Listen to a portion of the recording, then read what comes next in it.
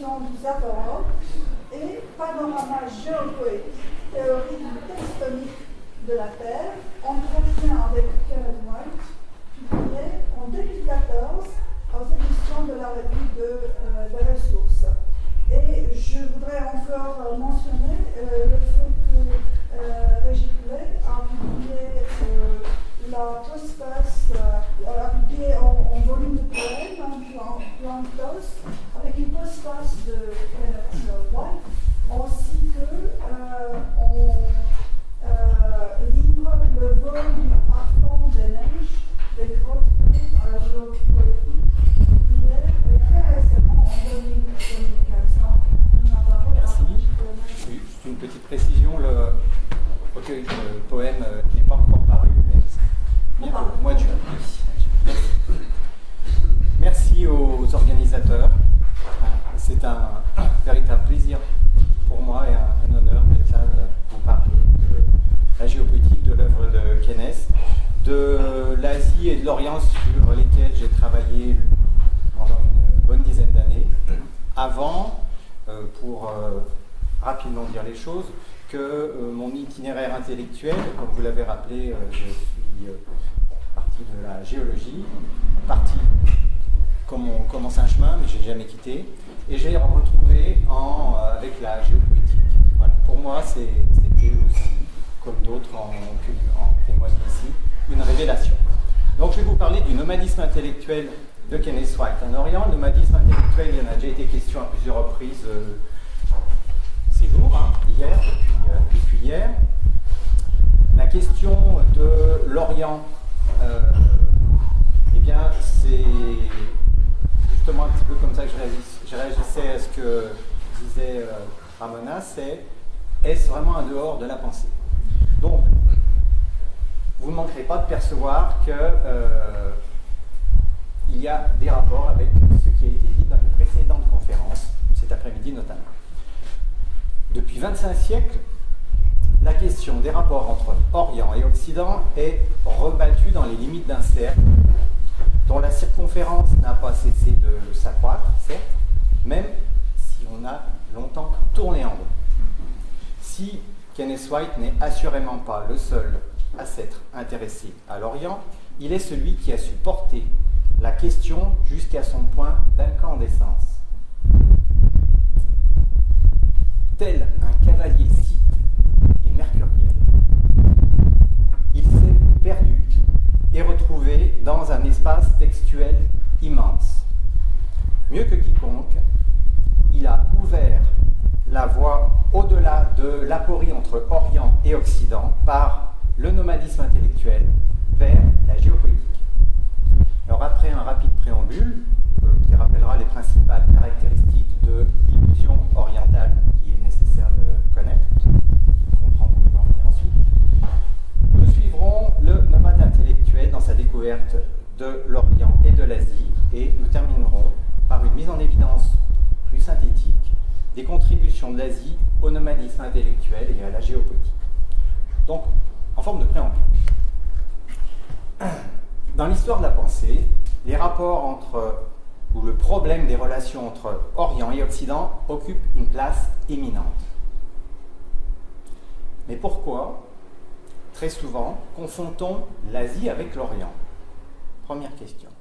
Et pourquoi, seconde question, Orient et Occident sont-ils considérés comme des opposés, voire des contraires? Tout cela s'est amorcé durant l'Antiquité en deux étapes principales liées à l'émergence de la métaphysique et à l'émergence de la pensée épistolaire. On se retrouve à nouveau chez Platon. Cette opposition entre Orient et Occident est née de la représentation cartographique du monde à l'époque présocratique, avant d'être reprise par Platon, notamment dans le Banquet et le Timée, sur le plan ontologique. Ainsi, l'opposition cartographique binaire entre Europe et Asie a-t-elle rejoint le mythe platonicien de l'androgyne pour préparer l'opposition cardinale entre Orient et Occident intervenue avec les Romains et qui a perduré à travers la rivalité entre Rome et Byzance, puis à travers l'alchimie. On fait un survol très rapide, j'en ai conscience, à travers l'alchimie jusqu'au XVIIIe siècle. À partir de ce moment-là, fin XVIIIe siècle, la pression de la réalité asiatique, induite, provoquée par les études orientalistes, françaises, britanniques essentiellement, puis allemandes, cette pression commence à augmenter jusqu'à ce que, autre étape pour moi essentielle, il y en a d'autres importantes, j'en parlerai un petit peu, mais étape essentielle, jusqu'à ce que Nietzsche, en mettant au jour la généalogie de l'idéalisme, révèle que Orient et Occident n'étaient que des constructions illusoires.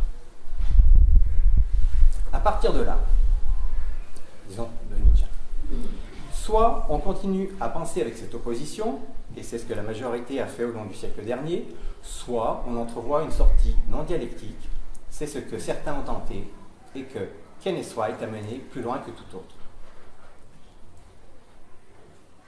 Première partie, prenons la route avec le nomade intellectuel pour aller de l'Orient à l'Asie.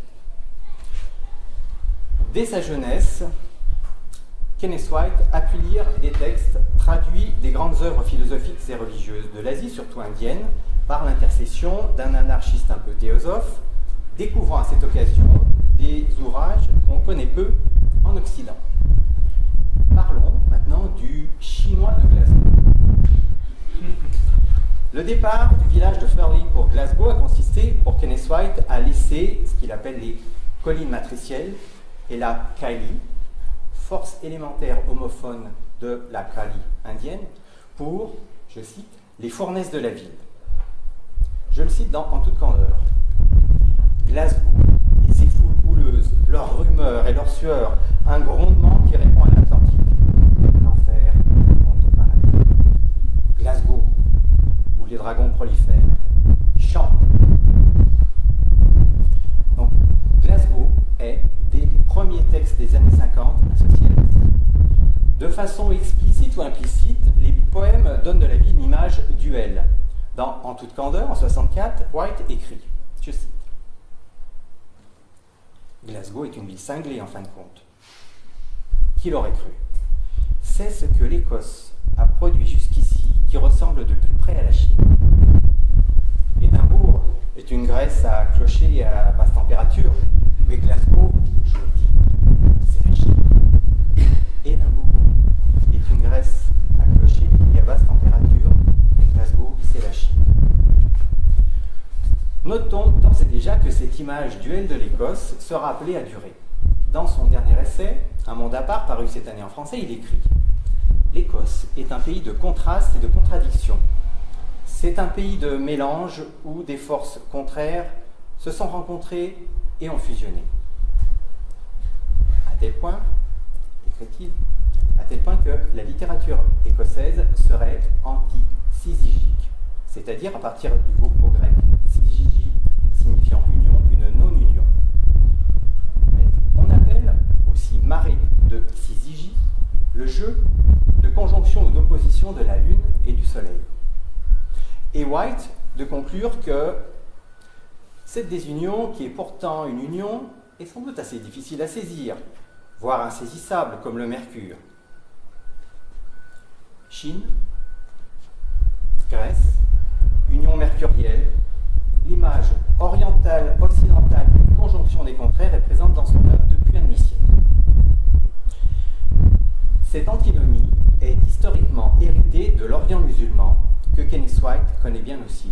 Un Orient imprégné de traditions aristotéliciennes et néoplatoniciennes chez des philosophes tels que Avicenne et Sohrawardi, qui ont adapté l'opposition platonicienne entre corps et âme sur les symboles d'Occident et d'Orient.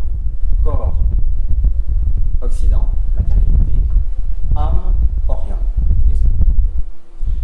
Ce que la figure du cercle marquait déjà chez Platon, à savoir qu'il est à la fois une forme pleine, fermée, image de toute clôture ontologique, le cercle lui-même, mais aussi un vide.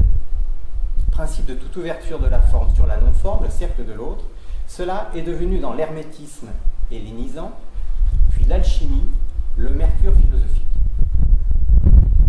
Mais cette image pourrait bien avoir aussi pour origine, chez White, les lectures de jeunes étudiants faites à Glasgow et à Munich.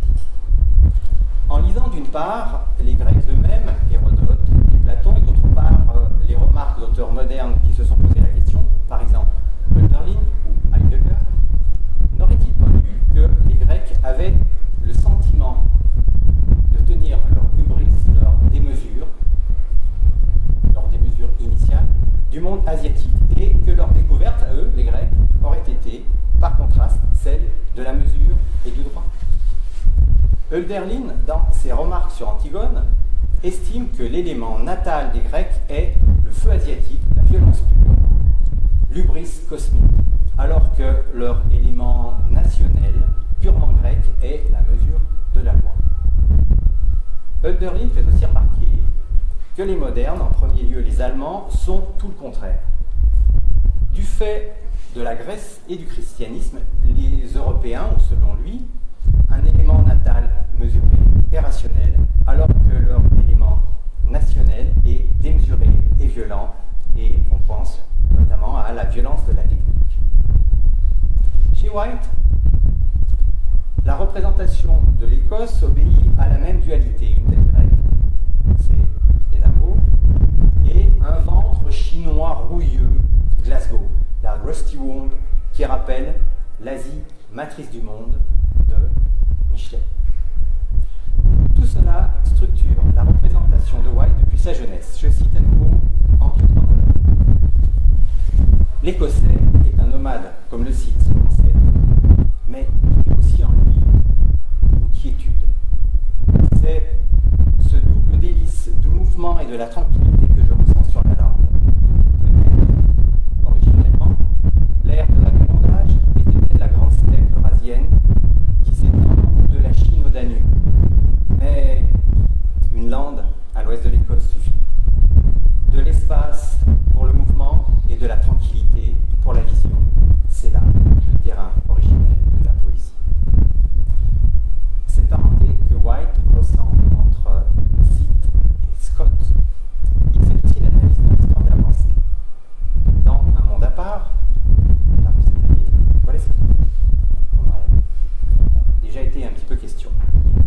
Hume, que j'ai beaucoup lu à Glasgow, écrit-il, lui aussi est parfois si près de la pensée bouddhiste et de sa conception du vide que son traité de la nature humaine peut sembler une version écossaise de la carte journal.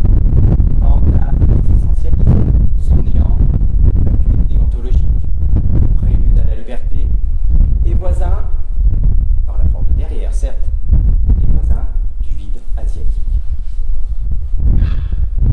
Dès ses débuts donc, White semble mettre ses pas dans ceux de ce qui a été appelé la Renaissance orientale, en envisageant l'histoire de la culture et de la pensée comme le jeu de force d'Orient et d'Occident. Il a ainsi été confronté à l'aspect du mythe de l'Orient qui le voit depuis longtemps comme un instrument de la décadence occidentale. White a eu affaire à de tels reproches pour avoir tenu ses séminaires militants de montagne froide. Voilà ce qu'il confie dans L'Ermitage des Brumes. Si vous vous intéressez à l'Orient, vous êtes louche, dangereux, vous êtes un Gengis Khan de l'esprit, vous allez subjuguer l'Occident. Pour le plus grand désarroi des esprits binaires, si White n'est évidemment pas un pourfendeur de l'Orient, il n'en est pas davantage un idolâtre. À partir de la fin du XVIIIe siècle, les travaux des orientalistes britanniques et français avaient nourri une vague indomaniaque, partie d'Allemagne au début du XIXe et qui convertissait sur le plan de l'orientalisme romantique le désir d'Orient des néo-platoniciens ou des mystiques par exemple. Ce vaste mouvement européen appelé Renaissance orientale était lancé par Friedrich Schlegel. Il part du premier romantisme et s'étend jusqu'au XXe siècle. Son mantra, si on peut dire, était le suivant. Je cite Kreutzer, Friedrich Kreutzer en 1806. La restauration de l'union orientalo-occidentale est le plus grand problème à la solution duquel l'esprit du monde est en train de travailler. Qu'est-ce que l'Europe, demande Kreutzer? Qu'est-ce que l'Europe, sinon le tronc stérile en soi qui doit tout à des greffes orientales et ne pouvait être perfectionnée que par elle. La restauration de l'union orientalo-occidentale est le plus grand problème à la solution duquel l'esprit du monde est en train de travailler. On restait là encore dans l'idée d'une complémentarité que traduit d'ailleurs l'indécision, pas dans cette citation, mais l'indécision entre Asie et Orient. Mais dès l'esprit nomade, White pose le problème différemment. Orient et Occident ne sont pas séparés. Et là où ils se rencontrent au degré suprême, ce n'est ni chez les orientalistes, ni chez les convertis à l'Orient, mais chez ceux que j'appellerais, à la fin de l'itinéraire arnaco-nihiliste que j'ai essayé de tracer dans ces pages, dans l'esprit nomade, les anarchistes de l'aurore. Orient et Occident ne sont pas séparés. Et il nous parle des anarchistes de l'aurore. Eh bien, anarchiste de l'aurore, c'est une esquisse de nomade intellectuel. Si Kenneth White a découvert Heidegger à Munich et s'il ne l'a pas suivi dans ses réflexions sur la technique, par exemple, pour soutenir que l'asiatique représente pour nous modernes l'élément grec oublié, c'est-à-dire la violence initiale de l'hubris, transparaîtrait encore dans le développement foudroyant de la technique. S'il ne l'a pas suivi, c'est probablement parce qu'il a découvert en même temps le zen et la culture japonaise. Suivons maintenant l'écossais mandalique de Paris. La traduction physique de To the East fut Paris, ville lumière, et par une réminiscence scolaire du poème de Kipling, Mandalay, la traduction mentale en fut le mandala, d'où les lames incandescents qu'il appelle aussi le livre des 7 chambres. À Paris, il en a été un petit peu question également hier, il faut mentionner la bibliothèque et les discussions de Lucien Vitton qui lui ont révélé ses trésors indiens et chinois. Si White avait pratiqué à Glasgow des marches thaumaturgiques, des marches miraculeuses, à Paris, cette pratique s'intensifie et s'approfondit encore. Les lampes incandescentes sont placées sous le double auspice de la cartographie et du yoga. Épinglant sur le mur de chacune des chambres le mandala d'Harmodaya et une carte détaillée de Paris, White parcourt 7 étapes sur le chemin tantrique vers l'identité suprême, à savoir, je cite les lampes incandescentes, un lieu qui n'est plus un lieu, où il n'y a plus ici ni là, mais seulement lumière calme. Il dit également, pratique le nomadisme, oui, pour la technique et la démarche, mais souviens-toi, le lieu réel est un non-lieu. Ne va pas te figurer qu'il y a une issue géographique. C'est une des toutes premières mentions, sinon la première, d'un nomadisme abstrait, mental. Le travail limbique réunit le mandala et la topie dans une cosmologie de la lumière, aspiration, on va dire, adamantine, de diamant, au moi réalisé. Cependant, les années 1980 ont mené White en Asie, non seulement parce qu'il souhaitait s'enrichir sur place de nouvelles impressions, de nouveaux ouvrages, mais aussi parce qu'il sortait de l'illusion orientale que je viens d'exposer. La phrase de Nietzsche qu'il avait lue depuis longtemps faisait probablement son effet. La voici dans Les considérations inactuelles et Schopenhauer éducateur. Voici ce que dit Nietzsche. L'Orient et l'Occident sont des traits que quelqu'un dessine à la craie sous nos yeux pour nous prendre à notre propre jeu pusillanime. L'Orient et l'Occident sont des traits que quelqu'un dessine à la craie sous nos yeux pour nous prendre à notre propre jeu craintif. Ainsi, au-delà de l'Orient, le chemin continue. Mahamudra, le grand geste en 79, le visage du vent d'Est en 80, scène d'un monde flottant en 83, Terre de diamants, même année, ou Okuzai ou l'horizon sensible 90, ces recueils poétiques, ces récits, ces essais ont gardé de l'Asie une trace évidente. Mais il n'est pas une œuvre, fût-elle en apparence sans rapport avec l'Asie, qui n'y fasse référence pour élargir l'horizon. De son usage du monde asiatique, Kenneth White a retenu les lignes forces qui peuvent se résumer, sommairement, qui peuvent se résumer à l'esthétique instantanéiste du haïku, l'esthétique instantanéiste du haïku, chargée d'assurer une sorte de venue au monde dans l'ouvert, et d'autre part une vision de l'univers et de la conscience universelle comme réseau de cristaux dans lequel chaque cristal reflète tous les autres. Un réseau de cristaux dans lequel chaque cristal reflète tous les autres. C'est dans la figure du dehors, vous trouverez ça.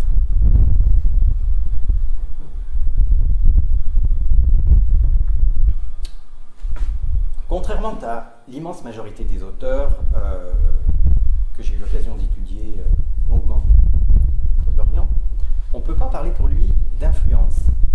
Je dirais qu'à l'instar de Victor Segalen, dont il poursuit par bien des aspects les élans, Kenneth White n'a jamais cherché ni à s'asiatiser, ni à réunir Orient et Occident selon la chimère idéaliste trop répandue et qui tient souvent, il faut le dire fortement, qui tient souvent lieu de réflexion sur les rapports de ces derniers.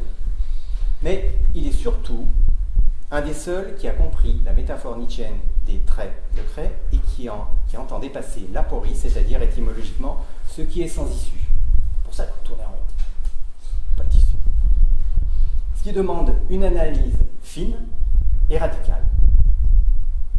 En fait, d'Orient, c'est surtout à l'Asie qu'il s'est intéressé, étant donné que l'Orient arabo-musulman est lui aussi enferré dans une vision métaphysique. Alors que le reproche fait à l'idéalisme de Platon, puis Aristote, est d'avoir coupé l'homme du monde par l'instauration d'un logos limité à la raison, la vision de Kenneth White est celle d'un monde du continuum. La sortie de l'aporie que propose le poète doit se faire contre la coupure, contre la séparation. C'est pourquoi il écrit dans La Maison des Marais. Il y a eu un Occident pré-schizophrène, celui d'Héraclite par exemple. Et ce à quoi il nous faut travailler à présent, c'est un Occident post-schizophrène. Il y a eu un Occident pré-schizophrène, il nous faut travailler un Occident post-schizophrène. Plus récemment encore, dans Un monde à part, il dit à propos d'Alexandre le Grand. En fait, nous avons affaire dans cette confrontation Grèce-Inde à un fond indo-européen commun. Mais là où l'esprit grec renia ce fond pour fonder la métaphysique, l'Inde maintient le fond pour le développer autrement, pour le raffiner. Comment White a-t-il fait pour dépasser l'aporie sur laquelle ont buté des siècles de réflexion? Tout à sa technique de nomade intellectuel, c'est en empruntant les voies anciennes de l'hermétisme. Sa sortie de l'aporie entre Orient et Occident s'exprime par le mariage mercuriel qu'il revendique entre eux, à savoir qu'ils visent, dans La Maison des Marais, je cite, une pensée rapide, presque insaisissable, liée à la terre. Pensée rapide, liée à la terre. Cette volonté d'ancrage radical lui a notamment fait préférer les bouddhismes chinois ou japonais au bouddhisme indien.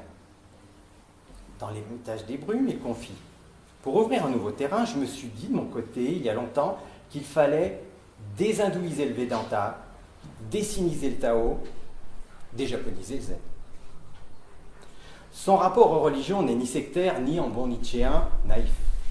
Il ne s'agit pas d'imiter ni de suivre ceux qui marchent sur la voie du vide, précise-t-il, à l'égard de tous ceux qui se cherchent un maître, un gourou, un swami, mais d'aller le plus simplement, le plus originalement possible, son chemin. Le nomade intellectuel choisit ce qui lui convient dans les traditions auxquelles il emprunte. Dans La figure du dehors, il dit « J'aime à garder ensemble bouddhisme et taoïsme, la logique bouddhique empêchant le taoïsme de céder à la magie, et le taoïsme empêchant le bouddhisme de devenir trop orthodoxe. » C'est une sorte de gai savoir qui, là, reconnaît-il, aider à faire un nettoyage mental, à se débarrasser l'esprit de toutes sortes de lourdeurs, religieuses, métaphysiques, morales. Cette défiance envers toute orthodoxie sédentaire lui fait dire, alors qu'il pérégrine à travers le Hokkaido, qu'après tout, Basho, c'était une voie poétique profondément ancrée dans le réel qu'il suivait et propageait plutôt que la pure voie du Bouddha. Et si White fait sienne la conception du voyage zen qui consiste à, je cite, porter dans son cœur le mouvement du ciel, tout en jouissant du monde, en étant capable de le considérer comme intéressant, beau et radieux. S'il fait sienne cette conception du voyage zen, c'est parce qu'il se méfie du zen lui-même. Il dit « J'aimerais en quelque sorte sortir le zen du bouddhisme et le relier à un sol plus primitif. » Et il pense au culte shinto. Le relier à un sol plus primitif. Pensée rapide, lié à la terre et relié à un sol plus primitif. S'il est désormais question de retrouver une unité, ce n'est plus celle de l'être, mais celle du monde. Voici ce qu'il écrit dans Une apocalypse tranquille. Le vide, bien sûr, n'est pas le néant. Le néant provient d'une crise d'identité de l'être. Le vide surgit quand on pense l'être jusqu'au bout et qu'à la place de l'identité, on trouve un flux d'énergie.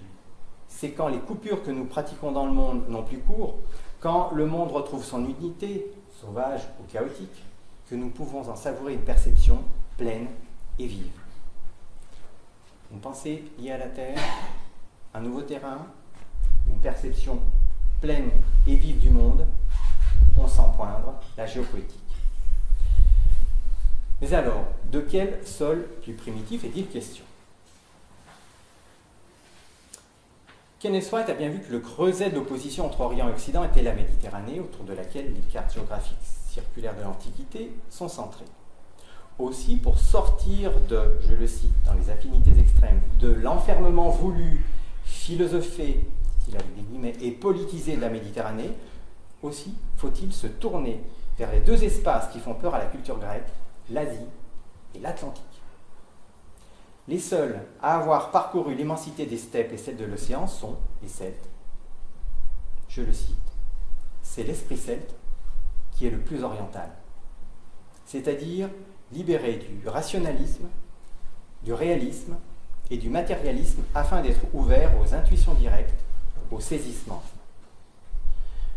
L'ancrage charnel, biographique, charnel, de Kenneth White est celte, non pas à cause d'un quelconque provincialisme dont il est impossible de lui faire le reproche, et provincialisme qui est presque toujours une défaite de la pensée, mais justement parce que, écrit-il dans La figure du dehors, le territoire celte, n'ayant jamais connu de système étatique, il était plus ouvert. De même, n'ayant pas connu de système ontologique, puisque l'esprit celte perçoit surtout des mouvements rapides et momentanés, son monde est un monde en mouvance, sans nature morte. Le monde celte dont il est question, et White a maintes fois insisté sur ce point, n'a rien à voir avec une célébration de la celtitude, mais a tout à voir avec cette civilisation eurasienne circumpolaire qu'il mentionne dans ses premiers textes et dont il a recherché les traces dans de nombreuses cultures. En des raccourcis qui ont pu surprendre, euphémisme, il assimile les druides à des chamans, parce que, écrit-il dans La figure du dehors, parce que dans le druidisme, je vois des éléments, écrit-il, filtrés à travers les tribus pictes de ce naturalisme chamanique qui est la marque de tout le territoire arctique et subarctique. Si bien que les adjectifs celtes, hyperboréens et eurasiatiques ont été pour lui pendant un temps, sans qu'il s'y arrête, synonymes. Kenneth White, en contribuant à l'émergence d'une culture universelle et en poussant l'être au-delà de son trop humain, n'en oublie pas qu'il est d'Occident.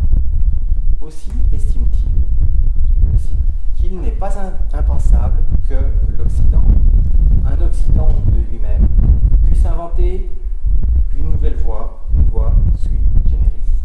Après tout, c'est après avoir beaucoup emprunté à la Chine que le Japon de la période Fujiwara a pu inventer le zen. Mais, insiste-t-il, ce grand travail ne peut pas se faire dans un contexte identitaire, seulement dans un champ d'énergie.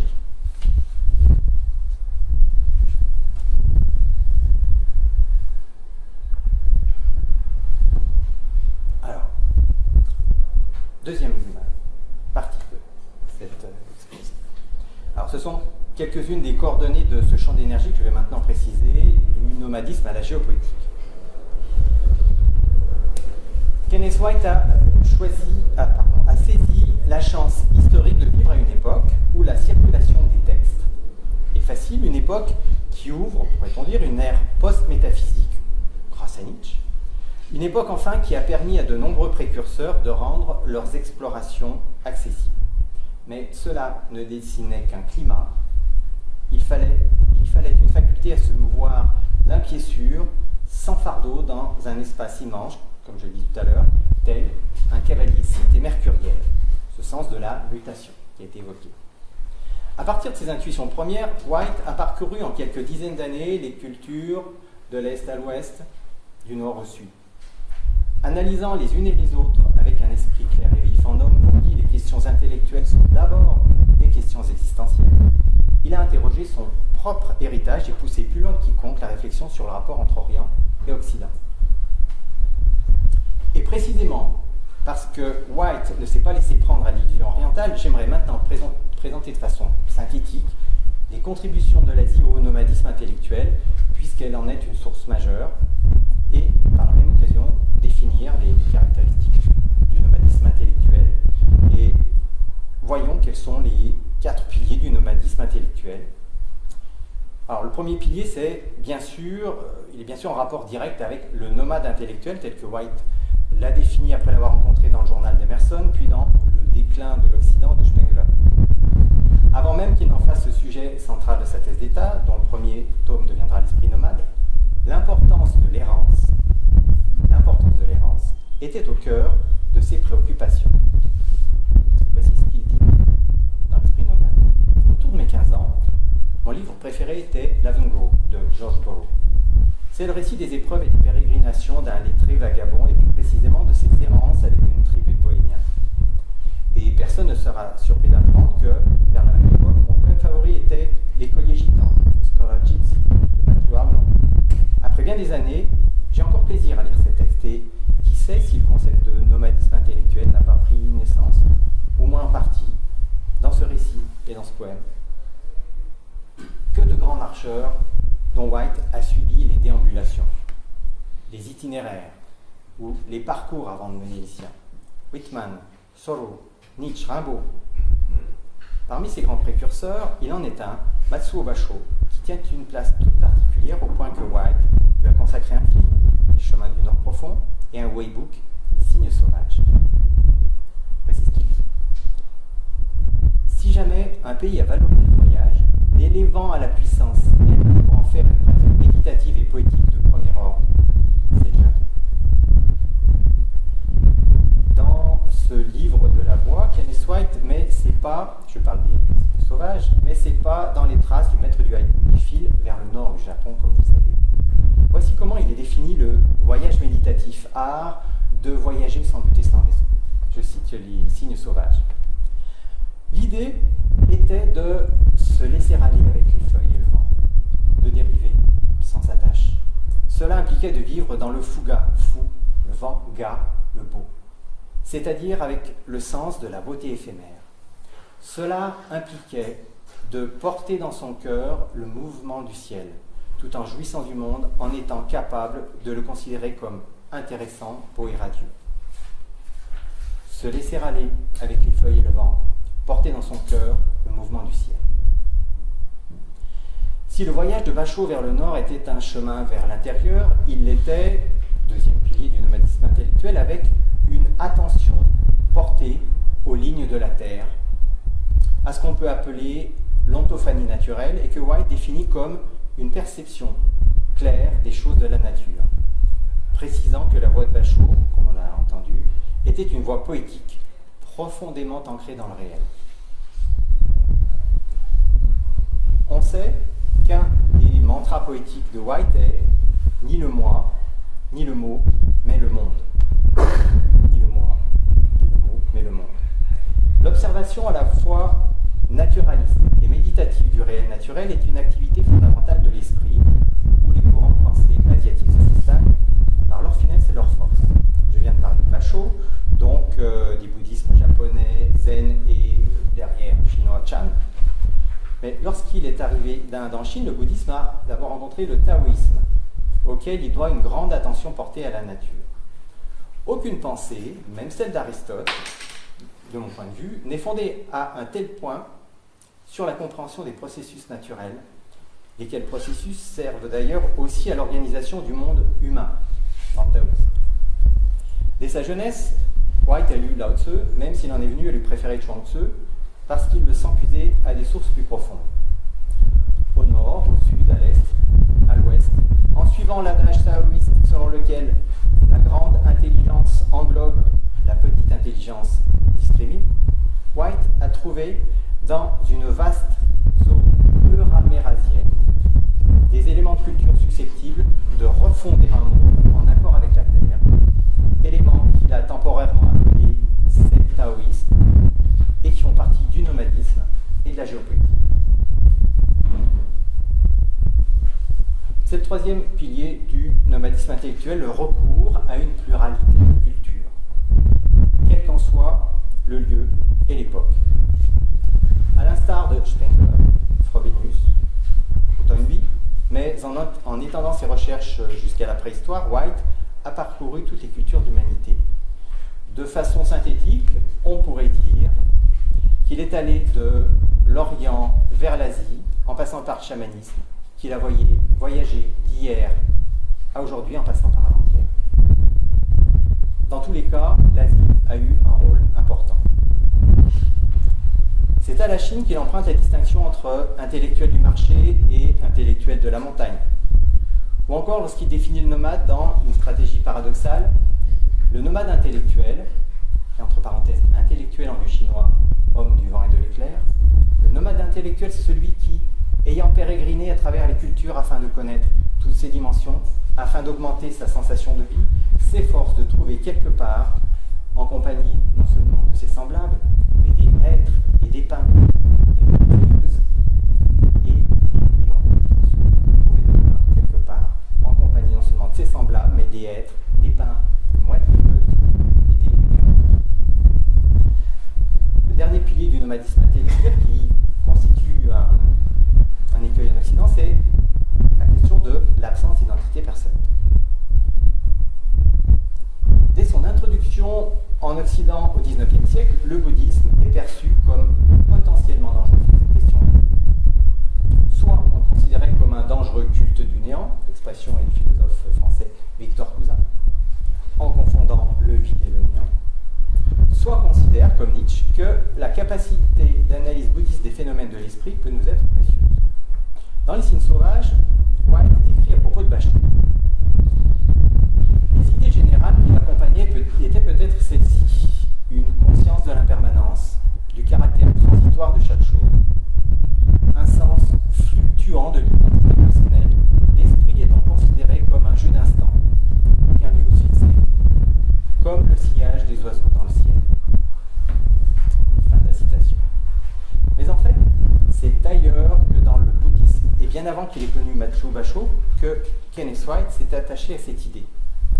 Dans la Chandogya Upanishad, œuvre regroupant les hymnes védiques pour l'harmonie entre le cosmos et les humains, se trouve en effet cette parole, Tat Twam Asi, tu es cela, qui nie toute unicité et toute autonomie au moi. Voici ce qu'il confie lors d'un entretien dans l'Ermitage du Brume, que je vous conseille vivement. C'est le tu es cela des Upanishads, mon leitmotiv, que je mets en rapport avec la théorie biologique de l'être humain conçue comme un système ouvert.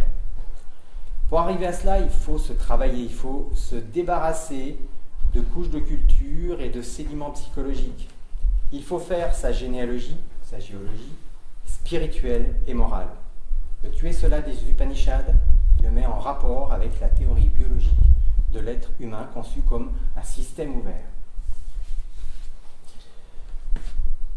Dans le prolongement du nomadisme intellectuel se constitue la géopolitique. L'Asie, quoique bien sûr moins prépondérante que dans le nomadisme, y garde un rôle notable à travers quelques lignes forces. Une des conséquences du nomadisme intellectuel à l'œuvre dans la géopolitique est de se mettre à la recherche d'une culture fondée sur un rapport à la Terre et non plus sur le mythe, la religion ou la métaphysique. Culture fondée sur un rapport à la Terre et non plus sur le mythe, la religion ou la métaphysique. Au terme de son analyse culturelle, le nomade intellectuel constate, d'une part, qu'il est nécessaire de sortir de ce que White a appelé l'autoroute de l'Occident, C'est, je le rappelle en le citant, la grande ligne de la civilisation occidentale qui va, disons, de Platon à Hegel, de l'idéalisme métaphysique à une foi dans l'histoire et le progrès. Fin de citation. L'analyse du nomade, d'autre part, conclut que le seul point commun entre tous les peuples de la Terre est le rapport au lieu, à l'espace terraqué. La contribution d'Asie est de pouvoir se prévaloir depuis la fin de la préhistoire d'une pensée multiple et diversifiée qui n'a cependant jamais objectivé le monde comme la pensée européenne l'a fait jusqu'à ce jour. Aussi, y existe-t-il sur le rapport au monde naturel des trésors de réflexion et d'expérience tels que l'Occident n'en a guère connu que ponctuellement depuis les temps présocratiques.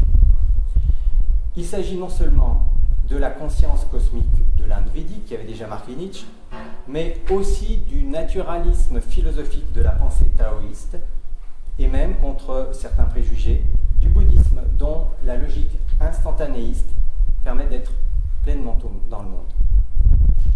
Des expériences comme celle de l'instant, White en retrouve aussi bien dans la poésie japonaise que dans la poésie celte. La Aequeitas de Duns Scotus, l'être là, le comme ça des choses, naît, écrit-il dans La figure du dehors, naît dans mon esprit, pas loin de ce que j'ai appelé la haïkuité. Enfin, la géopoétique partage avec l'Asie un sens élargi de l'être des choses. En plusieurs étapes, avec l'idéalisme et la métaphysique, puis avec le rationalisme cartésien prolongé par le positivisme, la conception de l'être s'est retrouvée enfermée en Occident dans une logique, principe de non-contradiction, du tiers exclu, principe d'identité, qui n'est pas pour rien dans l'immense appétence des Occidentaux pour les pensées d'Asie. À ce titre, et pour refonder notre rapport au monde, la géopoétique propose, à l'instar du taoïsme, si on veut, et toute différence gardée bien sûr, de considérer l'être comme un champ de correspondance et d'énergie, de ne pas se laisser restreindre par les catégories logiques et, face aux apories, de prendre une voie de traverse. Pour conclure, en somme, le nomadisme intellectuel pratiqué par Kenneth White a permis d'extraire l'Asie de la bulle, que j'appelle la bulle d'illusion orientale, une bulle polarisée d'origine idéaliste qui a perduré jusqu'à Nietzsche et même dans les sous-discours culturels jusqu'à nos jours. Par un travail de désencombrement culturel et personnel, un déblaiement quasi géologique, White a débarrassé les rapports Orient-Occident de toute idée de complémentarité et a retrouvé le sol d'une expérience asiatique de la pensée. Cette contribution à la culture serait déjà amplement suffisante pour saluer son travail. Mais le nomadisme intellectuel a sorti le zen, le chan, le taoïsme ou le vedanta de leur situation historique et les a universalisés. Son prolongement dans la géopoétique a permis d'ouvrir un nouvel horizon culturel